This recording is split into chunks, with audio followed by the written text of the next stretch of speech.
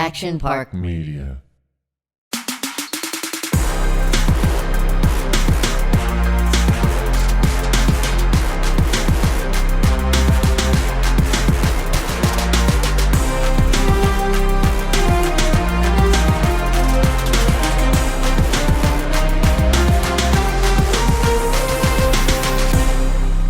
Get a mic check here, 1212, episode 45. No gruffs given. Sometimes fate, man, fate just ups and fucks you for no good reason. That's the way of the world, the way it's always going to be. Sometimes fate just up and fucks you for no good reason. That's the way of the world, the way it's always going to be. Episode 45, no gruffs given. Michael, Dave is with us. We have a very special guest, okay? Now, I would say personally, if you were to make a list of 50 of the most influential people to pop culture over the last, let's call it 30 years, 25 years, this individual would be on this list. Now, some of you are not the same age as me, but I am 42 or 43. I can't remember. One of the two. And when I was 12 years old, all right, 12 to I mean, I feel like I already know this individual, Kaelin, ladies and gentlemen. So good to be here. Top 50, I'm going top 20. That's me, though. I mean, but on it, as many, who has had as many People magazine covers or Us Weekly covers as you? Yeah. Do you know? I don't, because I was on People's Top 50 at least twice. Right. And by the way, I go by the byline, never has a man done so little to be recognized by so many. Well, so I'm in on my own joke, because everything happened backwards in my life. Everything happened backwards. I got fame for no good reason. But having said that, I tell a story that the weeks before the murders actually happened with OJ Simpson, I screen tested for a movie. And that was like, I went to an acting academy, I did the whole thing, but that movie, I had longer hair back then, if you remember. Yeah. And my buddy is the producer of the film, gave me the script 3 months in advance. And that was the role of Harry Dunn in Dumb and Dumber. So I screen tested for 1994. Jim Carrey and that. So I read Rick Montgomery, and later in my life, I met the Farrelly brothers at a Super Bowl. Yeah. And sat with them at dinner, and then I just golfed with them at the Bill Murray event 3 years ago, and we just had the best time of my life and told them the story. And they vaguely remember. They after joking with them after golfing 18 holes, they said, "Motherfucker, you should be in movies." And I'm saying, "Well, you guys make movies, so make the fucking move on me, dude." It's just it's unbelievable. And you know what? Kevin told me a little bit of that story. And I think that's, I don't know, you saw me, I just went on here and I was like, I got to find a quote, right? Yeah. Sometimes fate just up and fucks you for no good reason. That's the way of the world. That's the way it's always going to be. Fate isn't it's not a permanent, it's not a gravestone, right? Yeah. It's a moment in time. Completely. I quoted also Shakespeare saying, "Some are thrust into greatness, others have greatness thrust upon them." Nice. And for the word great, I just substitute it with fame. Some are thrown into fame. And, right. So, yeah. And and people go, "Kato read Shakespeare?" No, actually Britney Spears, but still part of the Spears family. So I was always in on my joke, because I come from a large. You're from Wisconsin. Wisconsin. We had 7 in our family. And my parents passed away, and my brother passed away. So I had all these great family. When you're from the Midwest, and this is truth, you always know who you are, and you're always humbled, no matter what, no matter how famous you are. I mean, this great story. I was Larry King, the great late Larry King, invited me to the president's correspondence dinner with Bill Clinton. So I'm there. And Bill Maher became a friend and all that. Bill Maher did the intro. Says, "I'm here with Clinton." He goes, "I'm here with the most popular man in America, Kato Kaelin." So Clinton got all upset. And what year was that? 95. Wow, 95. Okay. So it was funny. And then but having said that, I went to dinner with Larry, and I went all these ultra important people from every nation. Yeah. And I swear to God, I'll never forget the story. This sheik is there at this dinner. there's a sheik at the dinner, Yeah. and we're all dinner, and I'm doing all these goofy jokes. I take ashtrays in my eyes, and I go, "Do you think I need glasses?" Stupid stuff. Yeah. And people are going, "He's kind of funny, Kato." So the sheik, after the dinner, it was about 3 hours, said, "Mr. Kaelin, I will pay you $20 million to move to Saudi Arabia." And I said, "No, I don't do guest tents. I just house guest." And so, he laughed and all that. But I had a lawyer that was with me there. That was my lawyer. He went to the dinner too, and they were getting a deal. They were serious. This $20 million is not much to him. Seriously, Right. I had to move there. Right. And in hindsight, And you I said wish I no? would have done it. Yeah, I said no. Just Okay, didn't have because the at that time everything was kind of happening. Right, It's right. like, I don't need your $20 million. I'm gonna be rich. Where's my lotto scratcher? Well, yeah, you're at the president's correspondence dinner Yeah. with Larry King. Yeah. With Larry King, and I'm his you're the guest. opening bit over Clinton. Yeah, opening bit, and then I met in those days whoever was the most important people in politics. I was with them, and it was it was the USA Today covers, and I'm not. By the way, I'm not bragging. Yeah, I'm not just even telling you facts. No, of course. It's just the one spectrum of the best of time. It was not only just meeting. There was actors there. There was also every correspondence from every news from all over the world. Yeah. And so it was just everybody would come up to me, and I was always good with people. I did shows my entire life where I Right. would, even if it was a car show as MC, anything, but I was always in front of groups. So it was, to me, I knew who I was. They just thought I was this witness, but I was always on the ball Yeah. with everything. And then that's what kind of sparked work for me. And Larry King was the first one that said, "Kato Kaelin, you are the first reality star ever." Yeah. And Absolutely. so reality shows happen because of that. And it's so ironic. Well, let me ask you this. And first I want to talk about the Green Bay Packers first. Yeah, sure. At some point, but I'll segue into this right now. This was the thing that I said to Kevin. I was like, he's like, "What are you going to ask Kato?" Kevin Connolly? Yeah. Okay, yeah. How the fuck did you end up in that guest house on Bundy? Yeah. How did that happen? Okay, it's Where did it happened because I had a casting business. My casting business, where we would cast extras and day roles for SAG films.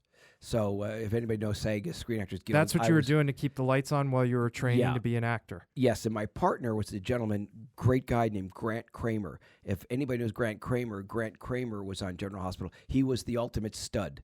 He was the heartthrob. He starred in Killer Clowns from Outer Space, a beach movie. But anyways, he's a stud. He became great friends. How did you know Kramer? Grant, we just met through acting.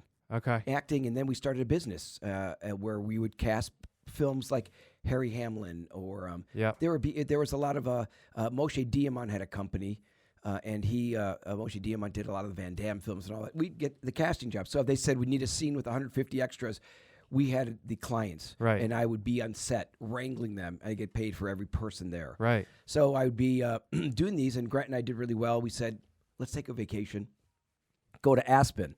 So back then, everybody What year is after this? Christmas. What year is this? 94. Okay. 94, 93. Yeah, give me the. It's 93 or 90. It's before the murders happened. So it's 93, I'm sure. Okay. 93. So but you only go to it is 93 becoming, because it's December, 93 becoming 94. Right. So we drive his, believe it or not, a Bronco, Grant's Bronco, all the way to Aspen. From LA? From LA.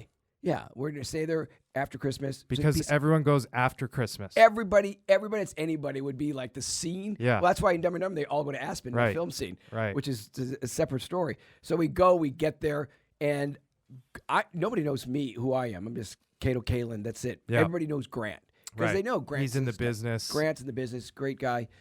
So Grant sees Nicole there.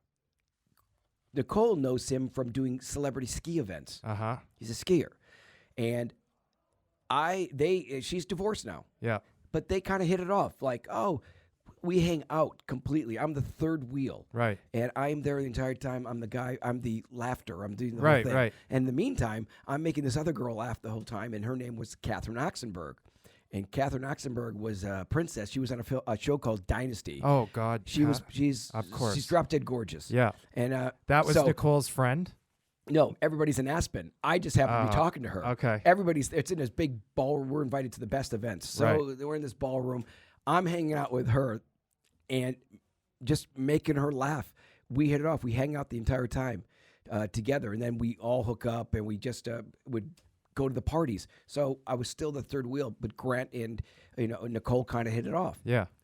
Anyways, I started seeing for about 3 months we dated. You came back and you guys we stayed in touch. Sparked it up a little bit. Yeah, she just kept going, Kato, you're brilliant, just brilliant. It's English. And I kept going, keep saying that. You're just brilliant. Was she Kato. older than you? I think a little bit. I don't know. I will have to Google it. She's in the. She married Robert Evans for a week. Right. Casper Van Diem from Star Troopers. So I was like, I was nobody. Right. And I said, people got to know that Kato's got fucking game. Yeah. You got game to get that. Yeah. I was with a princess. Yeah. Anyways. In Aspen. Now we all come back. Grant and Nicole start seeing each other, and I'm still. If they went out, I'd be there. Third wheel. Nicole just liked me like this guy's great, and then she had 2 kids, and I left. I lived in Hermosa Beach. We went to a party at her house, and basically this is in Gretna Green, not Bundy. Okay. Gretna Green was her other house, and I said, "Who lives in your guest house? I'll pay." She goes, "Nobody." And by that time, I've only known her for 3 weeks or so, maybe a month. Yeah. She goes, "Yeah, you can have it." Paid rent, did that. I was never the houseboy. I was never the pool, but nothing like that. Yeah. I had my casting business, but I was associated, obviously, because the media can turn anything. Right, of course. This was the greenhouse? This is the Gretna Green home. Okay. So Gretna Green was when I lived with Nicole for 6.5 months. Okay. And, Sydney and Justin were the kids. Yeah. I'd make them crack up. The Kardashians had come over. These girls, this is 28 years ago. Yeah, I've Kim, I've seen a picture of them on jumping on a bed that you were sitting on or something. I was Kim, Courtney, and Chloe. I've known Kim since she's this big, and that was just her ass. But seriously, no, you tell Kim to haul. She makes 2 trips. I'll be performing this Saturday, San Juan Capistrano Theater. I'm there this weekend. Are you serious? Yeah. Oh. So, anyways, you'll be Okay, hearing that good. joke. So I lived in that guest house and had a great time with them. And the kids, Sydney and Justin, even bought a dog. They named the dog Kato, the Akita. So it was everything, and this is serious, Sean. Everything with me was about laughs and making them feel great about Good life. vibes. And I love good vibes. That's it. Yeah, you can still feel it when you walk into a room. I was thrust in the darkest, a double homicide, the darkest. You can't imagine anything darker. And I still was the same person, but I had this thing where, I couldn't.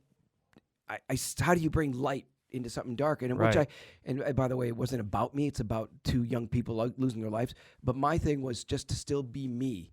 And to this day, 28 years later, people will always say that when they see me, they always smile. Yeah. So I think that's a positive. How did you get from that house?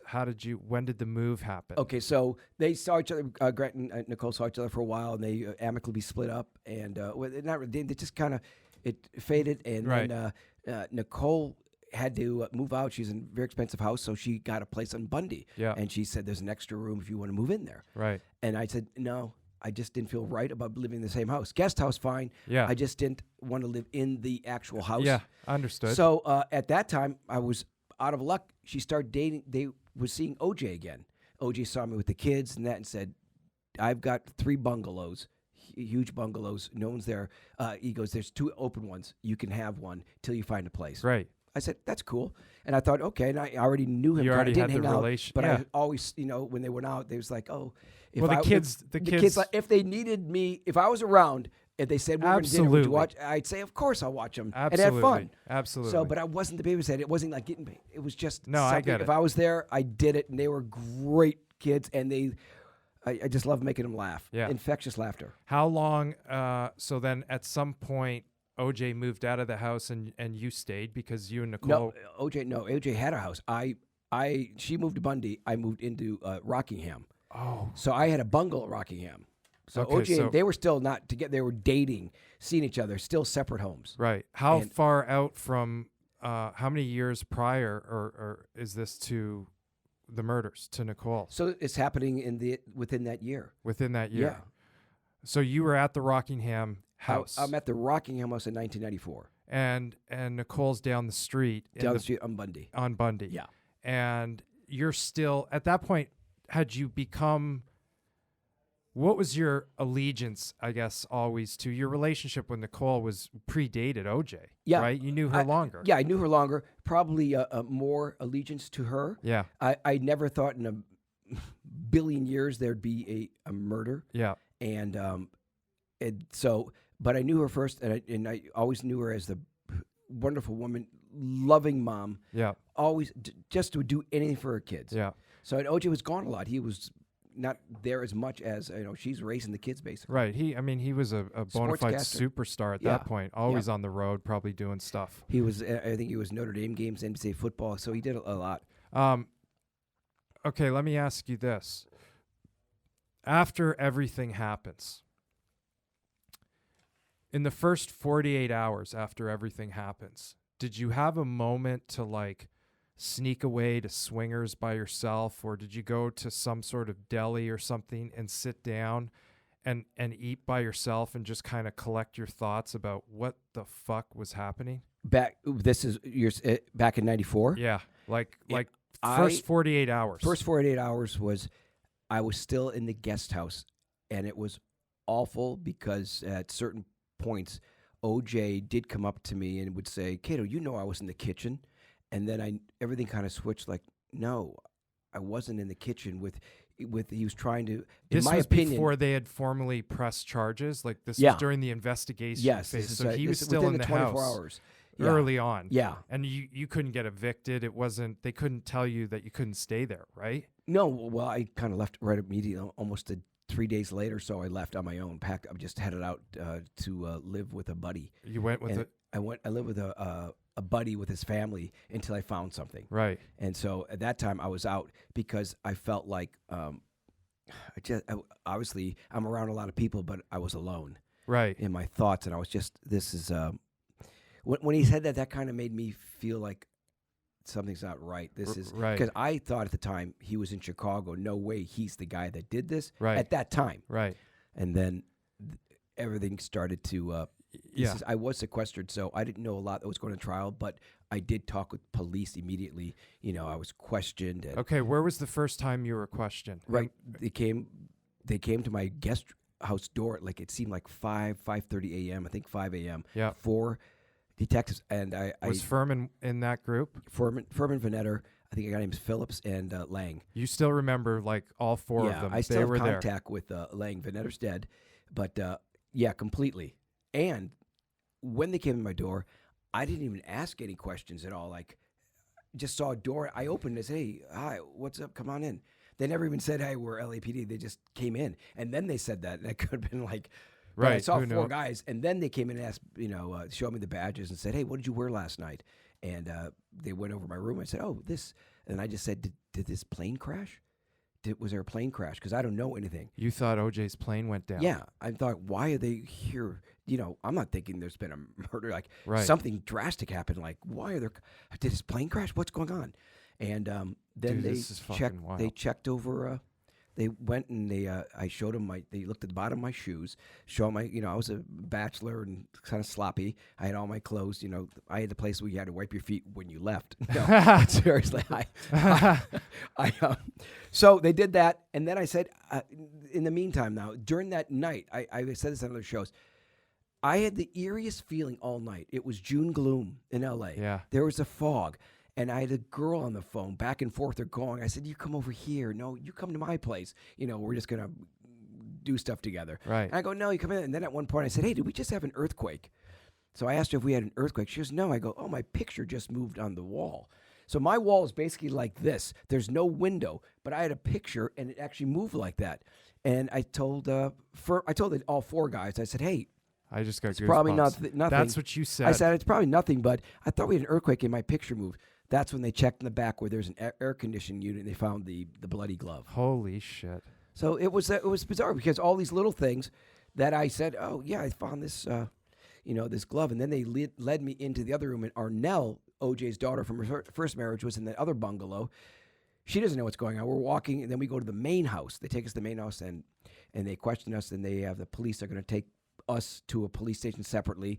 So they said, "Okay, come on, you go with this officer." So we're walking out of the kitchen. He goes, "Oh, watch your step."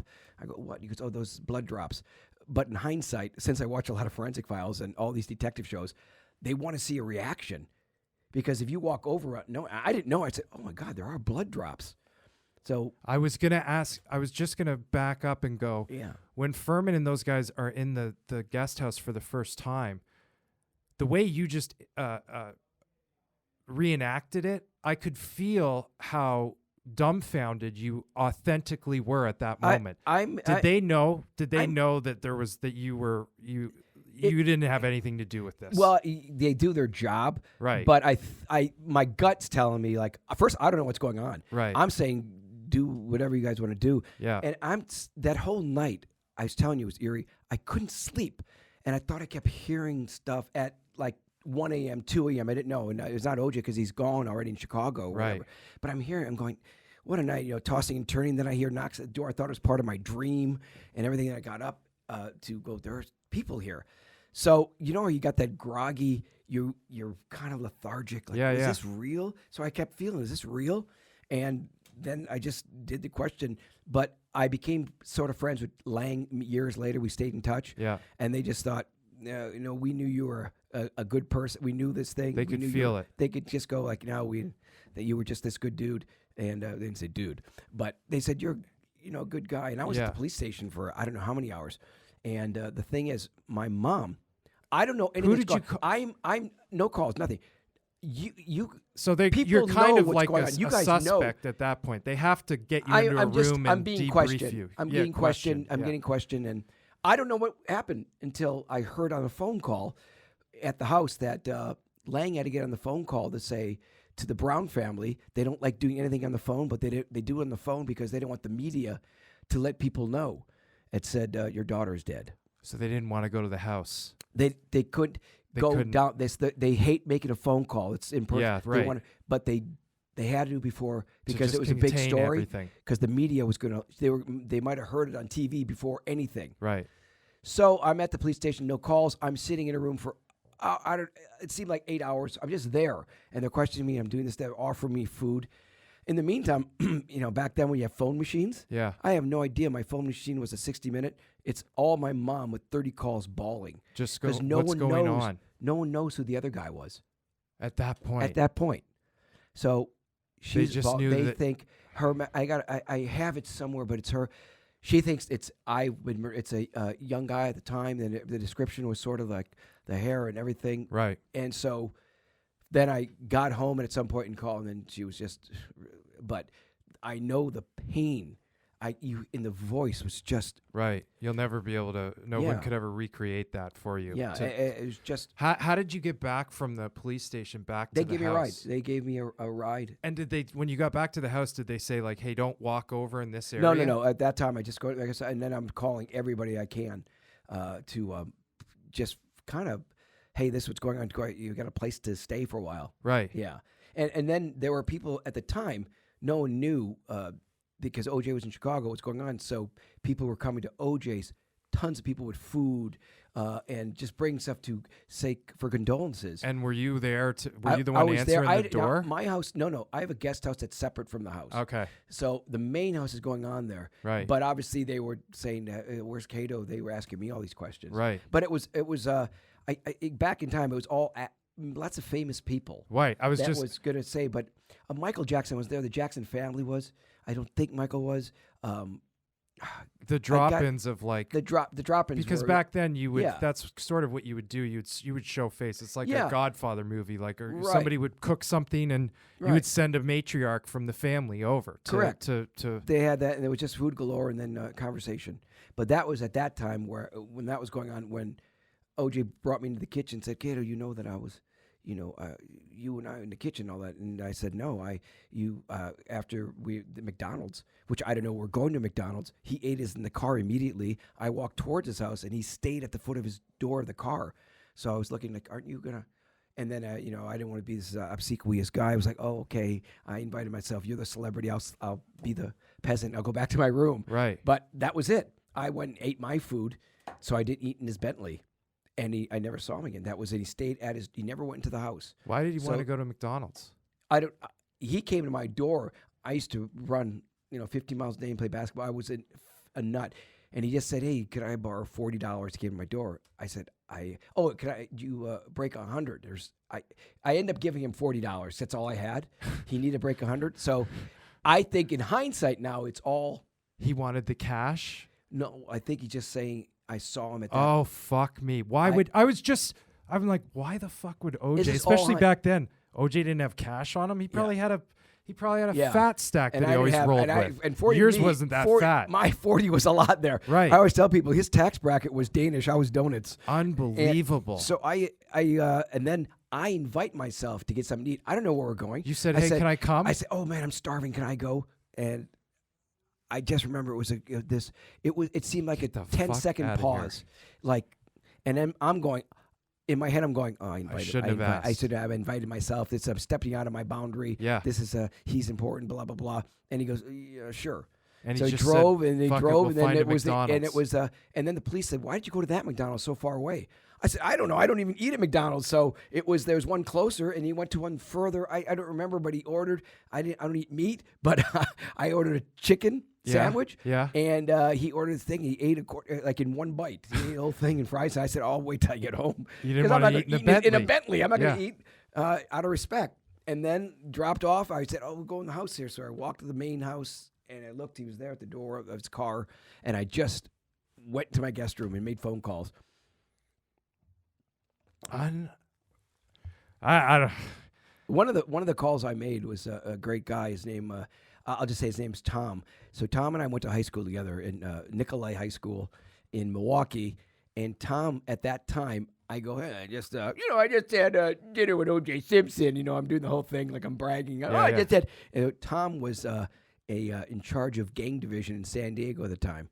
Tom then, as a lawyer, prosecutor, came to L.A. and was George Bush appointed the United States attorney. Oh, Jesus. So I'm on the phone with him. He's my dear, dear friend. At that point, he was the U.S. attorney? No, at that point, he was in San Diego. I called San Diego. Okay. Believe me, phone records at that time are so important because I'm calling people the entire time. I'm coming back from that timeline. Right. So I'm calling the girl. I'm calling my buddy Tom. And I'm just calling all these friends of mine. Right. Just because it's whatever night, I just calling my buddies. Right. Kind of a bragging, but whatever. Right. And then trying to get a girl to come by to see me, and then she's trying to make me to come to her place. Because they pulled all those phone records to see. Well, they have to. I mean, right. It's like they would say, you say something that you did, they're going to do their job. 150 detectives were on this case, more than any in the history of any law.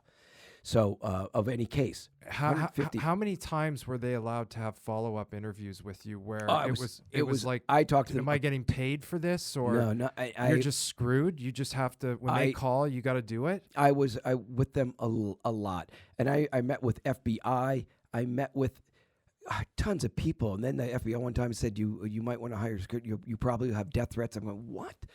So, that's what they told you? Yeah. They told me to give me a ride. And then when they dropped me off, I just was like freaking out in the car. So I said, where I was staying, I said, just drop me off here and I'll walk the rest of the way. I didn't want them to know. I'm sure Yeah. I'm sure at that time there's people watching me or whatever. Yeah. You always felt like this is really uncomfortable.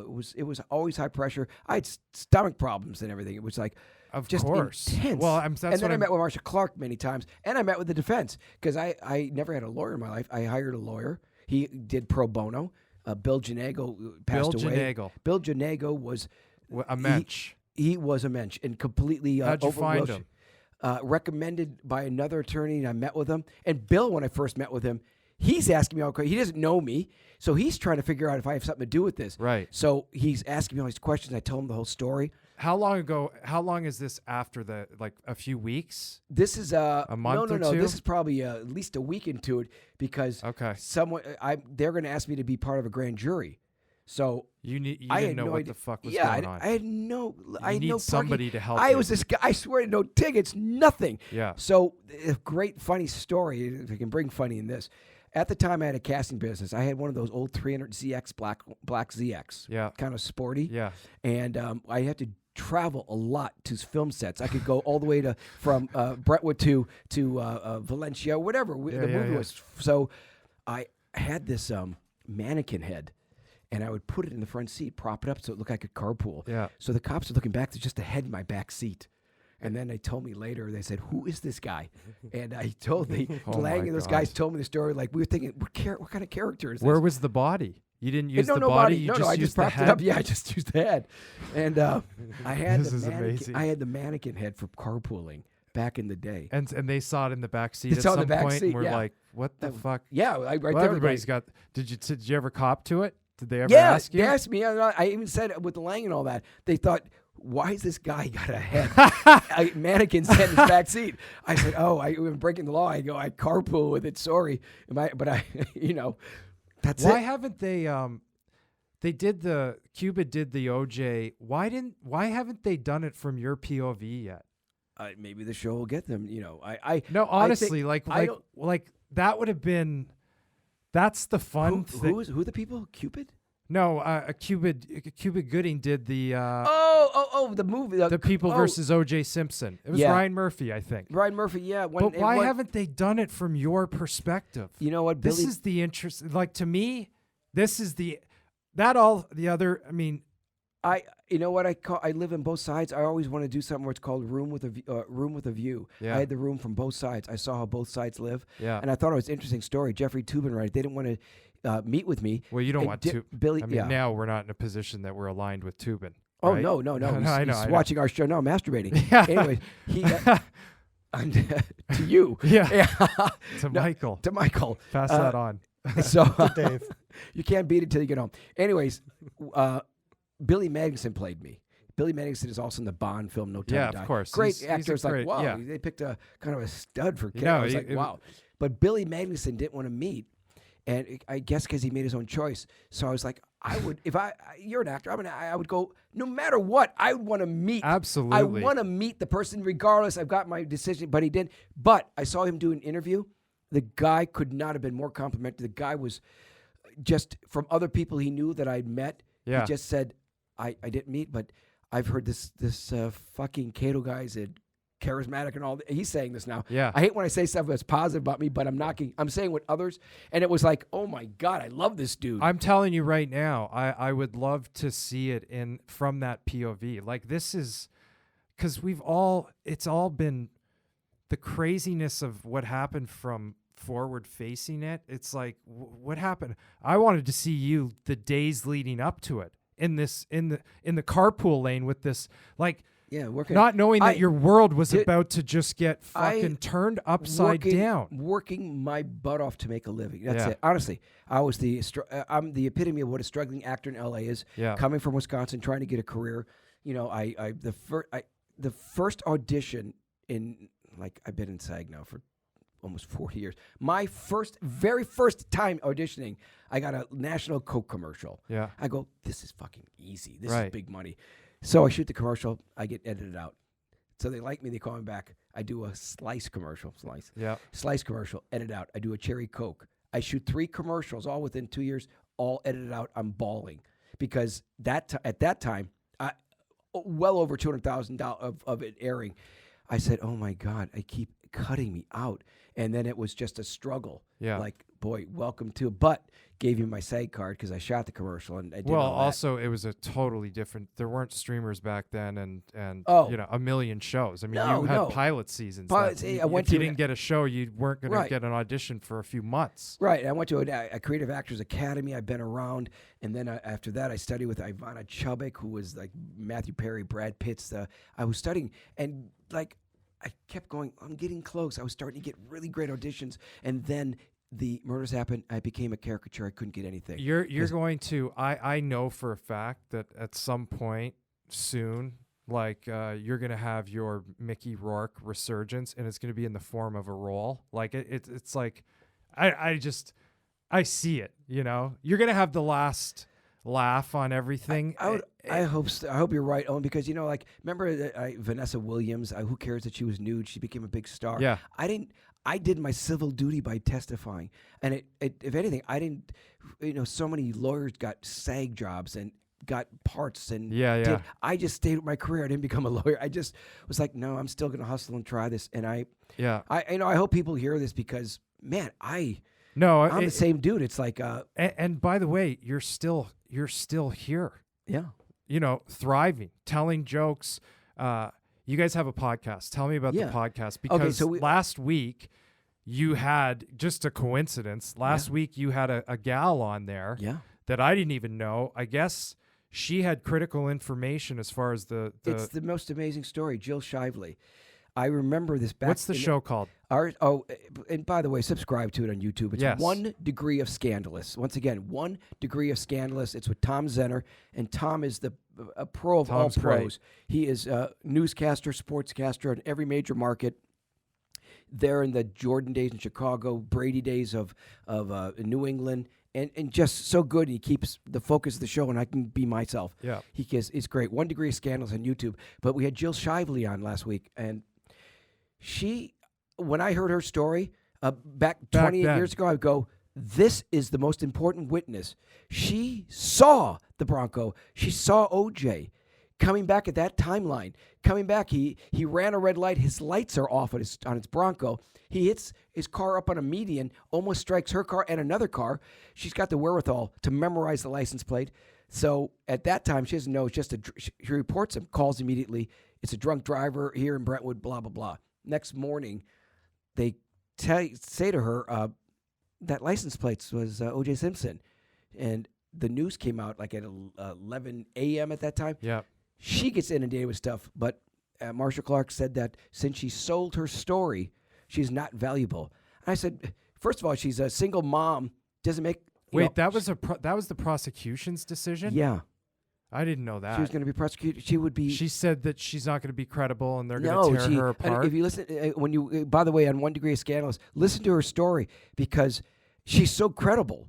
And she talked with Vanetta, the detective, and they said, this is an important witness. She's there at the timeline. Right. There. Right. Seeing it all. And she's got it. She saw that the lights in the gas station lit. She saw the car. She remembers the rims were so bright on his car, and then wrote down the license plate, and it was his Bronco. I mean, and he was how driving. Do you, how do you throw back. Out, who cares if you sold the story? It's not. It's still a fact of what she saw. Right. She didn't. Her story on hard copy. Copy. Yeah, what, back in the day. R.I.P. hard copy. What a show. R.I.P. and Current Affair were my two. I was the big star of those. You probably carried the network for a few years. Yeah. The trial itself, they started more courtroom shows and networks than anything. They had CNN got a court show, Burden of Proof, but they had spinoffs of every. Roger Cossack at the time had his own show. Yeah. Then MSNBC started. Yeah. Court TV started, all because of this one trial. It was. I said, crime does pay. Yeah. $1 billion industry. How did you? And maybe we're putting ourselves in the heads of what some of the modern day celebrities have to go through, and maybe this is a moment for empathy. There had to have been a moment, we saw it in the Monica Lewinsky, like when you were at home, wherever you were staying alone, and Letterman was doing his opening bit, and you were obviously in it. Did you ever have moments where you didn't know if you could, like, how much can I take? I always loved Letterman's jokes compared to Leno. Really? Leno was mean-spirited, and Jay's a nice guy. I met him. I did his show. Yeah. A big mistake. Then he just, after I did the taping, he went on and said it was a big mistake, and I took a beating by being on a show. But I did the show because Letterman asked me to be on the show. Yeah. To come to New York, and he had a great, funny bit. I'll tell it. And I said I should have done it, but Bill Maher was a guest on Leno, and Bill was my friend because I did Politically Incorrect. We have different views completely, Bill and I. Well, Bill's coming around. Yeah, and we're just still to this day friends. And Aaron Rodgers on a show, and they said Kato's coming to Super Bowl. Yeah. We want Kato there. Yeah. But that's another story. So I said, Bill, for you, I'll do it. And I was the guest, sit-down guest. It went horrible, just horrible. But Letterman's bit was I come on the set and he's doing his monologue. I was going to do more than one. Yeah. So it was like a week in New York. Oh, nice. So it was okay. But the first one, and I said this is hilarious, was he's doing his monologue and while he's doing it, the lights are flashing the studio, like, and the mic's going on. He's going, what's going on? And they cut to me blow drying my hair. the power outage. Right. And boom, it goes there. And then Letterman did a whole bit. I did a show called The Watcher with Vivica Fox. Yeah. And in the show, it was on UPN, and it was a great. It was a feature film, like a TV movie. Yeah. And I'm the lead. So I'm with Vivica Fox, and I'm this white gangster. My hair slicked back. I get killed, but I come back as a black man, and I go in the body of Vivica Fox's fiance because he died, and she doesn't know that. And I'm still me. And Letterman used to do a bit off the film of me dancing, really white man dance, and he did it for like a month, and then I found out later that every day it was on, I was supposed to have gotten paid. And they never paid you? No, I got a small check, but it would have been scale. Yeah. But it was on for like a month. Yo, that's a paycheck. Yeah, I never got it. Was there anyone that to this day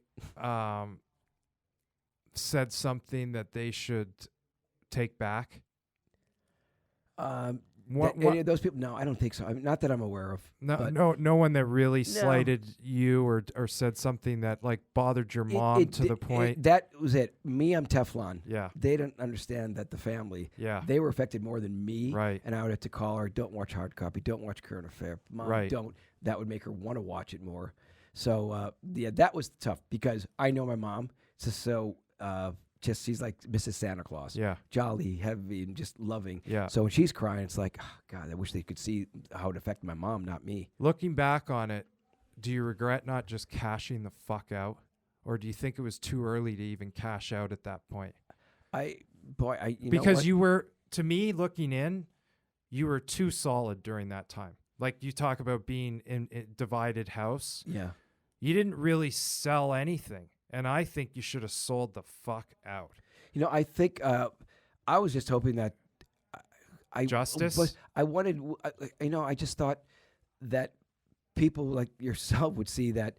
Okay, the guy's got a little bit of the talent. Yeah. And I was always aware of how I got fame. Yeah. I know it was backwards, but I believe in like there's a I love blueprint of God. He says, "This is your blueprint, Kato.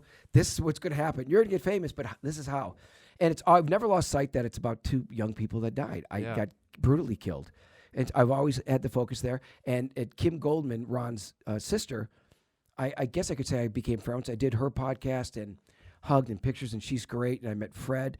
So I felt like, okay, this was a feeling that brought me to peace. Yeah. And Tanya Brown, from Facebook, kind of stay in touch with certain things, but I don't go backwards in time. I don't have contact with anybody because, like I said, I'm about light, and I always move forward. That's part's over, and now I'm going to make all good things happen. Yeah, well, I know for a fact that is going to come. Like I can just undeniably feel it. And you know what's interesting is probably the forces that kept you from making a decision back then to do whatever you could have done, like cashed out. And I mean, it was almost a little bit too early, and you said it earlier, first reality TV star. There wasn't even a fucking model for it at that point. No. It didn't exist. I did a show, a buddy of mine, Dan Frisch, who I just did a pilot for called Teen Court, which is teens suing their parents over like, this is my gender, I want to get a butt lift, and really topical things. We think it's really good. I'll just say that. We'll see how it goes. But Dan and I back then, we've been buddies. He's IMDb, this guy, he's great. He produced Tarantino's Grindstone, tons of films. Yeah. So Dan and I have been friends. He's an Indiana guy, and he lives here. So we wrote a show and went to pitch it. It's called House Guest. So we did a sample. I said, Dan, I go out in the middle of nowhere. I've got no money and luggage. I got to find a place to live. We went to Fox. They bought it in 10 seconds. Yeah. Shot the pilot, and they loved it. Yeah. So it's ready to, So it's a pilot sold, and a guy named Kevin Riley bought it. Kevin Riley was president of FX, and so the week that everything's going to air, we're going to get the 10 episode order. Yeah. He gets the job at NBC as the president. The new guy shelved it. Yeah. And I was like, why does this keep happening? Well, it happens. But it's in that show became later A Simple Life, basically the same thing with Paris Hilton and Nicole. Okay, but But my show is really brilliant because I'm a fish out of water. I meet all these townspeople, and then I get a van from Palmdale. Everybody I met, we get a van. I go to Bill Maher's house, and we have a huge party with all celebrities, and they're fish out of water watching it going on. It's to this day hysterical. It's all based around fate, and I'm glad that show didn't get sold because I'm telling you something else is coming. I got a couple of questions. Yeah. What's your favorite movie ever? It's a categories of films because it's genres that I used to love. I think of my dad, my late father, of a film. Not that I still think it's good today, but because of what it brings in my memory, that's how I base a film. Of how I was underage at the time, but he wanted me to see Goldfinger, and when I saw that as a kid with the car. That was a memory of my dad at a theater with me, and just my dad loving it and me. The two of you, two of you watching it together. Yes, of course. Check my schedule. It's a good Sean. I believe so, Sean Avery. What theater was that? You know that Sean Connery used to be a roofer when he was Shingle? I'm kidding, Shingle. What theater was that? At the Villa in Milwaukee. Yeah, the Villa, and. Is that one of your greatest memories? As of a child. Yeah, my dad. You and your dad. We have all the brothers, so it was like a family of all. Wow. The sisters stayed at home, but the brothers went. Wow. So because back going to a movie was a special time. It's not like Netflix. So that, and then he would take me to the Hang 'em High and a few dollars more. I'm aging myself, but the Clint Eastwood Festival. Wow. So it was all these things. So those movies may not be the greatest, but those are memories that make them great. And then I always thought this underrated movie was Willem Dafoe, who's a Wisconsin guy. Yeah. He was in a film called To Live and Die in L.A., and that was one of my favorites. I haven't seen it. I need to watch To Live and Die in L.A. is one of the greatest films. You see why he becomes a huge star. Wow. It was William Peterson's first film. Do you know who William Peterson is? Yes. So William Peterson's in the film, and it's directed by William Friedkin, who did The Exorcist. Oh, shit. And it's To Live and Die in L.A., and it's Robert Downey Sr.'s in it. Wow. And To Live and Die in L.A., the soundtrack is by Wang Chung. Why is that? Wang Chung is everybody Wang Chung tonight. But Wang Chung, did you see the movie? No, I have not seen it. To Live and Die in L.A. is I think it's just brilliant. To Live and Die in LA. It shows you the dark side of L.A. with two undercover cops and what they did, and the ending is just blows you away because it's not your typical movie of who lives and who dies. Right. And you'll thank me. What? And Manhunter. I love Manhunter. Manhunters, yeah, of course. Manhunter with William Peterson also. His a second feature, I think, and that was a Brian Cox, who I think played the greatest Hannibal Lecter. Yeah. It's great. Do you watch Succession? And Tom, no, I haven't. You haven't watched Succession yet? Is it I don't know. I know it's a HBO. Is it about serial killers? No, it's Brian Cox. Brian Cox. Oh, yeah. Brian Cox. Playing a great character. Like the perfect character. Like it took him, it took 50 years in the business for him to find the perfect character. Oh, yeah. Which is just, it's such an interesting business. It is. And Tom Noonan is the guy who's the killer in Manhunter, and Tom Noonan went on to play other things. He's in Heat, Pacino, and De Niro film, which I love also. Michael Mann's Noonan was like one of those prototypical character actors in that time when characters were still real. Yeah, exactly. Where they had texture. The 80s, the 90s. You were here. I was. I just recently got married, and the wife Mazel tov. from the East Coast, Beijing, far East Coast. So, and by the way, she's never been in a hot air balloon. Just for the record, is she here? She's great. Her name is Shang Yi. So Shang Yi, part of our relationship is she loves. Well, I already studies language. She's language is her thing, but she writes down. We watch movies. She has a notebook because she hears a word. The studying of Beijing to our America, they're all about education. Right. She's just like, she write a word down, she wants to use it, and she'll use it. She goes, pause the movie. I want to use this, write this. And she goes, use it in a sentence. I said, No. So I love it because now I'm for showing her old films, and I'm seeing her reaction. So we do two films a week. So yesterday's film for notes was a movie called Internal Affairs. And she loved it. And that's with young Andy Garcia. Yes. Richard Gere young. Yep. Nancy Travis. Great acting. Mike Figgis is in it and directed it. And it's such it's such a powerful film that no one knows. It's so great. You hate Richard Gere, but he's so good at the film. You know what I watched on Sunday for the first time, maybe ever watched the entire movie as an adult? Indecent Proposal. Yeah, I say I like it. With Demi Moore and Woody Harrelson and Robert Redford. Redford get the money, but also they did a spoof. That one little scene, they do a spoof in Kingpin. Oh, really? Yeah. I haven't Farrelly's put that thing Yeah. where Woody Harrelson's he's in the film. Yeah. But Woody Harrelson's at the bar. He's got the hair. People the love bowler. Kingpin. I need to watch it again. I haven't seen it in a long time. Yeah, It's one of those quirky. As well, Michael. First of all, do you have any questions? You must have a question. Well, I'm thinking of your connection to the Taylor Sheridan universe.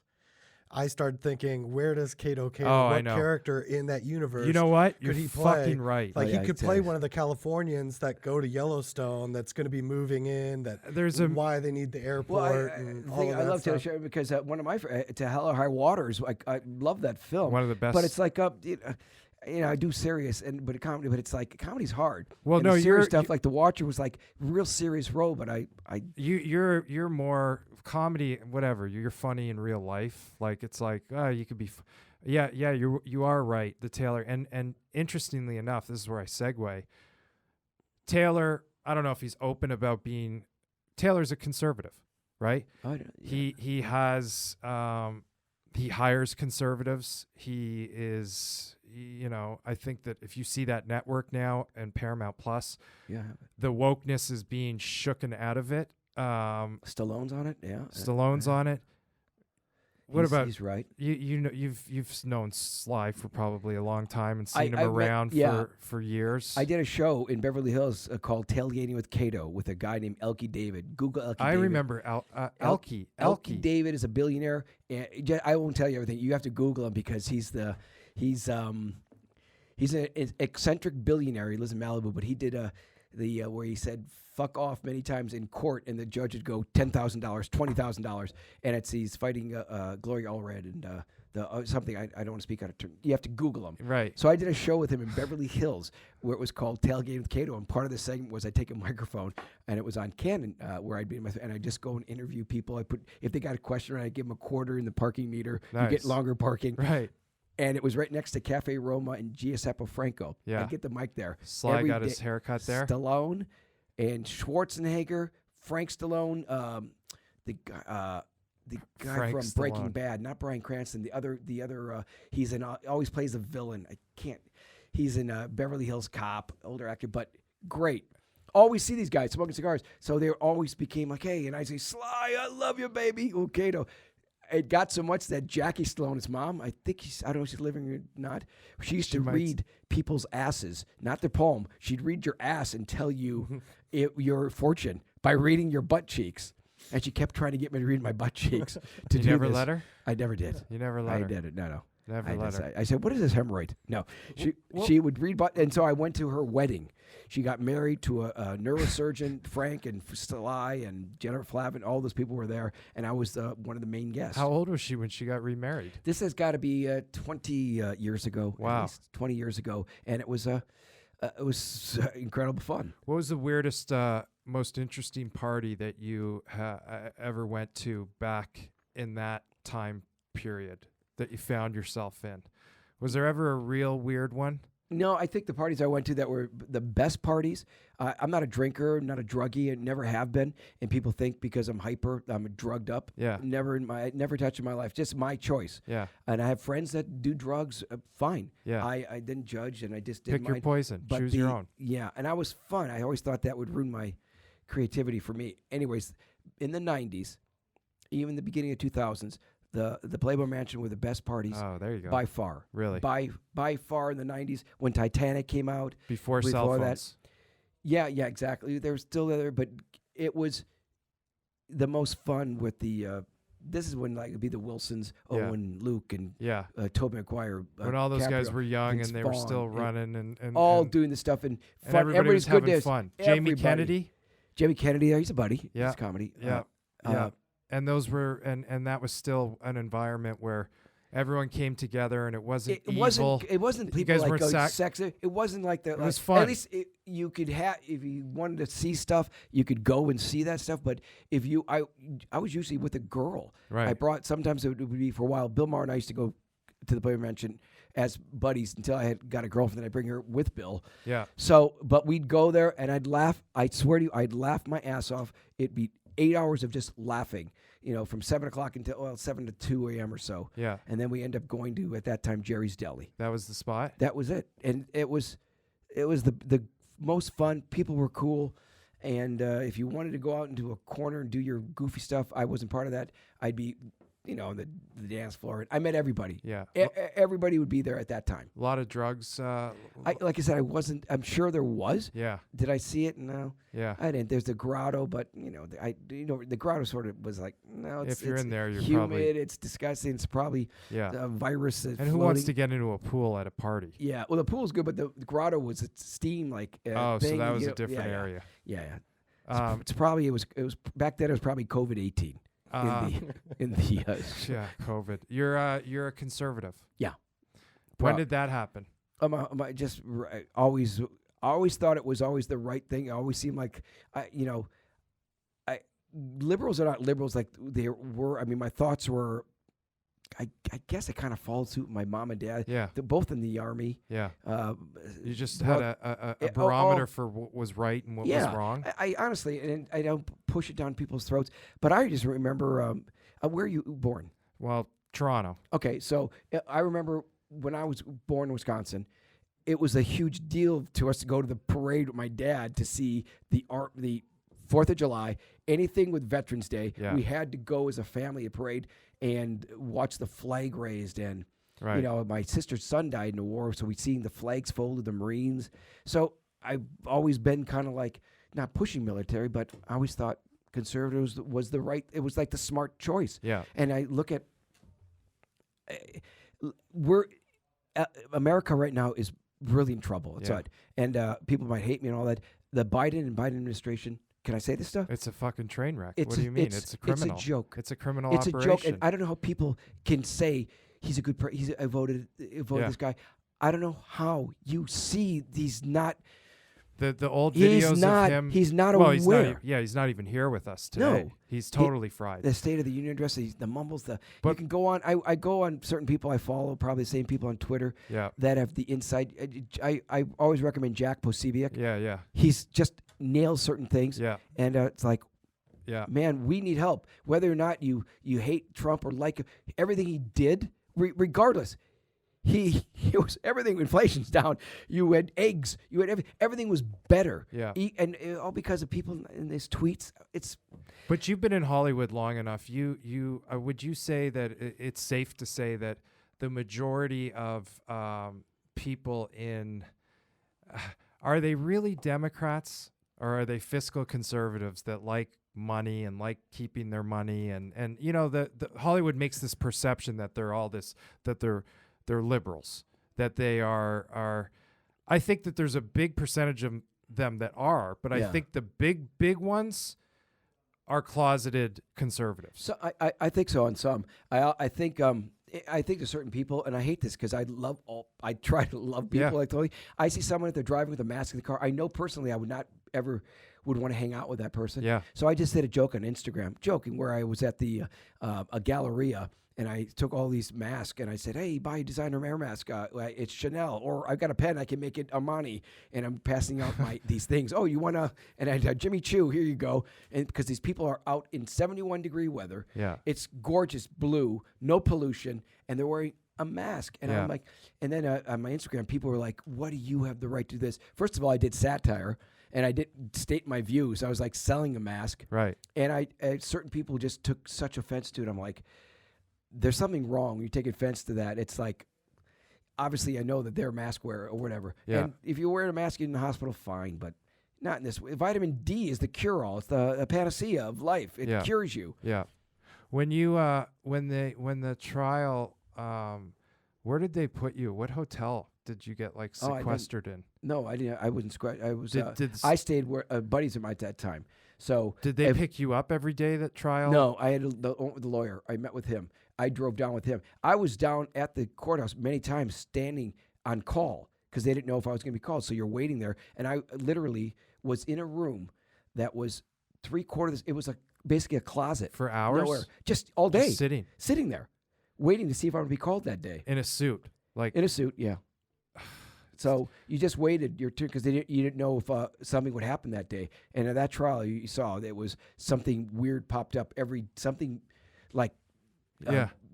smoking gun moment happened. I just want to throw something against the wall. I don't know if this is legal or not, but like today, let's say nothing's really ever been recreated on a media level like that. Like it hasn't. But couldn't you have wore like a baseball cap and sold yeah. advertising Oh, like yeah. like a NASCAR? Oh my God, I got everybody approached me for that stuff.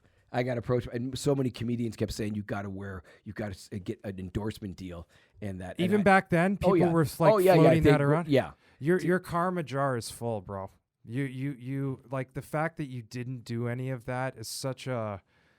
It's Partly a product of a different time. yeah. Like Yeah, I there's think so. people that had Yeah. a little bit more concern about their. Yeah, you're right. Like, you know, Yeah. people Yeah. now do seem to be like whatever the price. You know, Yeah. everybody's Oh, yeah. got a price for something. I also think like with social media, it wasn't back then. Yeah. But it's the Kardashians now. We're a small part of it, but they're all billionaires, and great for them. I have nothing against them. They're cool. No, but But you- I was like, I might make it. I it just comes around. I was like, Yeah. I have to pay a mortgage, and Yeah. I'm like, man. And so in booking stuff, it's tough for me to book. It's like people. It's just been tough in Hollywood. Like, it's Kato now. It's coming. I'm telling you, it's coming. Thank you for coming on. Yeah, what's I had a the, great What's time. the show? Okay, 1 so degree of everybody, everybody, you got to. By the way, no gruffs given. I love it. Thank you. Honestly, Thank it's you. I appreciate phenomenal. it. I appreciate And I'm it. asking just everybody to subscribe because it helps us out on 1 degree of scandalous. And look for my teen court. I think it's coming out. I'll be doing comedy, hosting San Juan Capistrano. What's your Instagram? Oh, Kato_Kaelin. I've booked more jobs on my Instagram than anything because of my jokes. That's great. Kato_Kaelin. Kato_Kaelin. Kaelin is Swiss. Kaelin ski clothes. That's all our family. I make nothing off it. We're all from Switzerland. Episode via Wisconsin. Via Wisconsin, Episode my father, yeah. 45. No gruffs given. Thank you, sir. You got it. Love you guys. We'll Thank you. see you guys next week.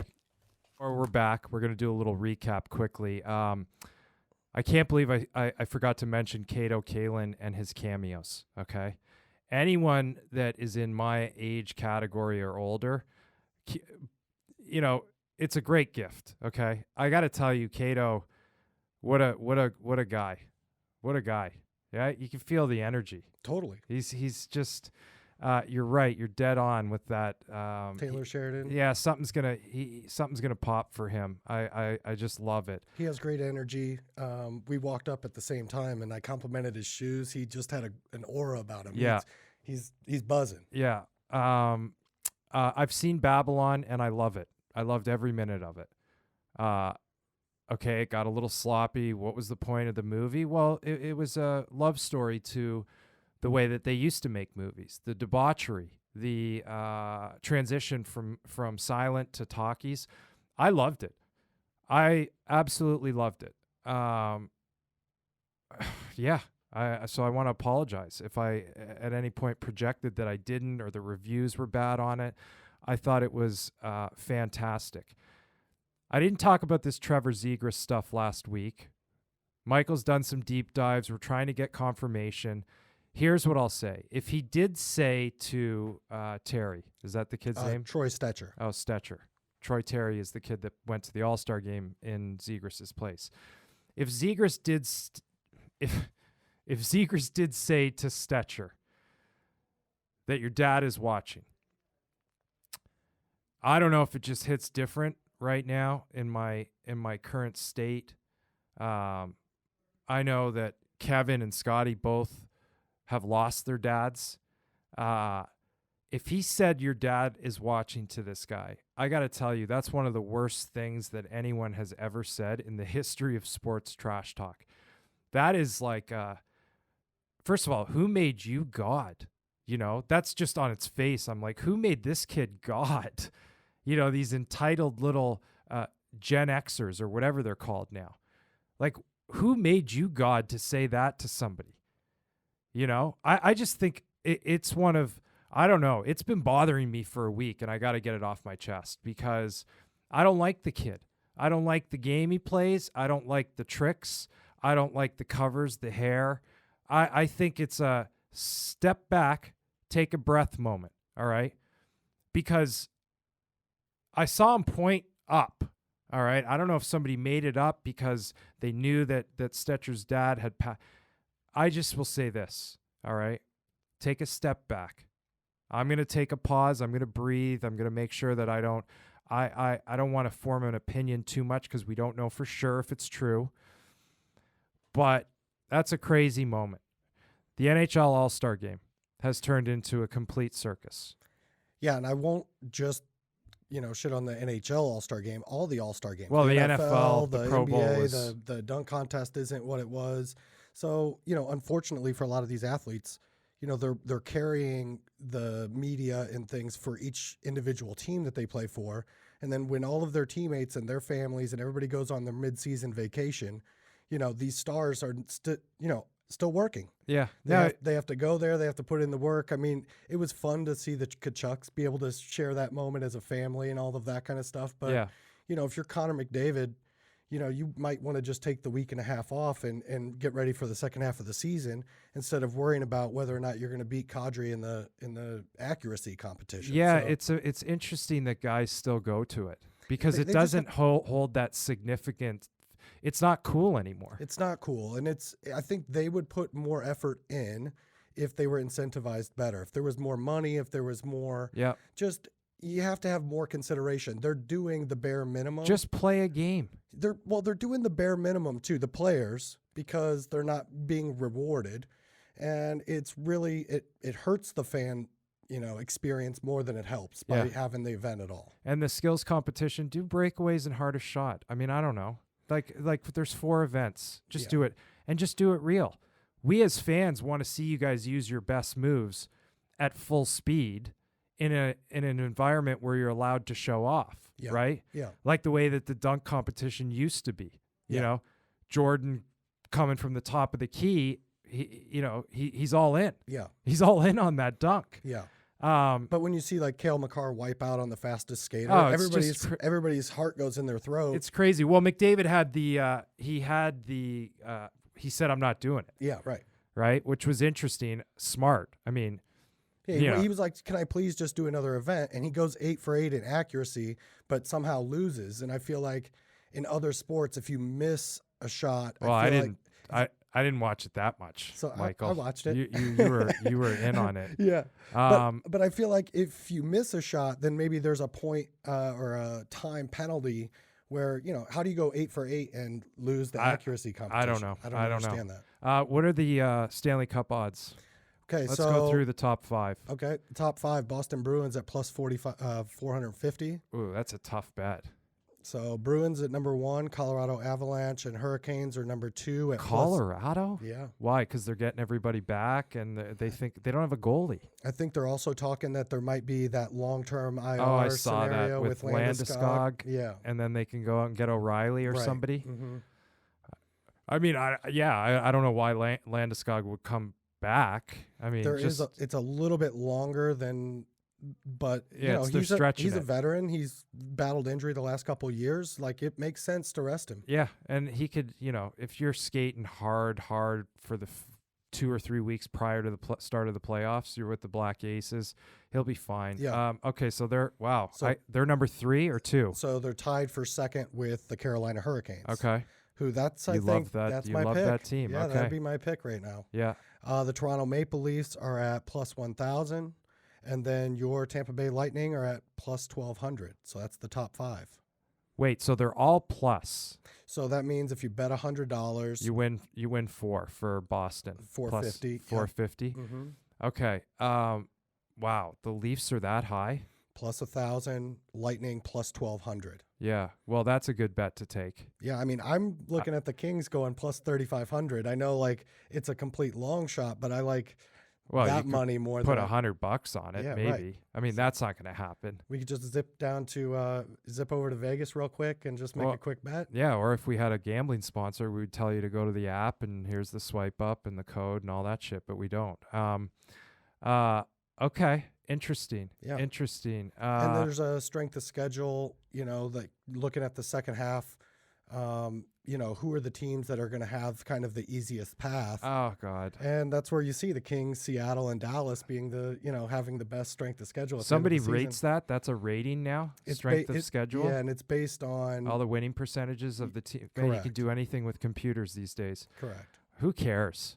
It's just about peaking at the right time. You're right. And we'll see. When do the games restart? So they'll start tonight. Some teams like the Kings don't come back till Saturday, so there's some teams that'll still be off for a couple Are days. you saying here. tonight as in Wednesday? Tonight is in Monday. Sorry. Oh, so they're back. There's They're games back, tonight. ready to go. All right. I think your Lightning play Florida in Florida. That's a good game tonight. Yeah. 3:00 probably, 3:30. And Florida's got to turn it around here in the second half. I mean, they're out of a playoff look right now. Both Calgary and Florida, with all the mix-ups that they did, over the offseason, neither one of those teams have made themselves better. Well, so. sometimes it takes a while to pan those things out, but maybe not. Yeah. It seems like it's taken too long. What happened on Sports Center tonight? You were all fucking giddy about telling me about this. Sunday night, Fort Wayne Comets goaltender. He scored a goal. No, Rylan Peranto, just an unbelievable save. So if you guys get a chance It's a save. it's a save. Wow. Good Unbelievable save. save. Yeah, side to side.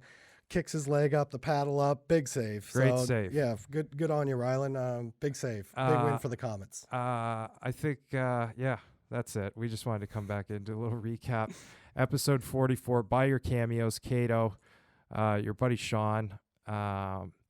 I was going to say the Band of Parents event happened today at Madison Square Garden. Oh, wow. Joey Palmiotti gets 2 assists, number 95. Attaboy, Good Joey. job, Joey. Attaboy, Joey. I Big feel time like players play big time games. that's right. And it's his first time on the ice at Madison Square Garden. And Enjoy that. It sounded like the guys had a really great event. And this was the 9th annual. Hopefully we can get to New York Yeah, for we the gotta 10th get there. annual and Yep. be a part of that next year. Yep. Go to bandofparents.org to check out that website Yep. and maybe meet us there next year. All right.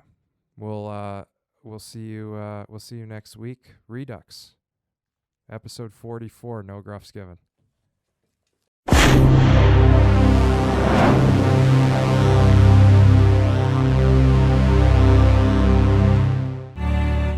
Action Park Media.